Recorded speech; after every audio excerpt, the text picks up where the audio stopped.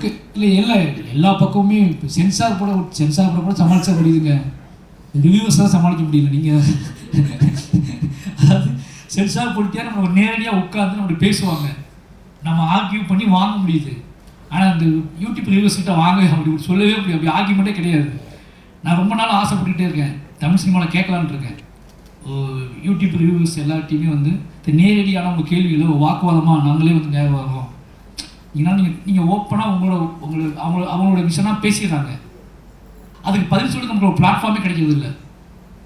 அவங்க லாஜிக் கேள்வி கேட்குறாங்க, அந்த கேள்வி கேட்குறாங்க, எல்லாத்துக்கும் பதில் இருக்குது. பதில் இல்லாமல் எந்த டேரக்டருமே இல்லாமல் இல்லை.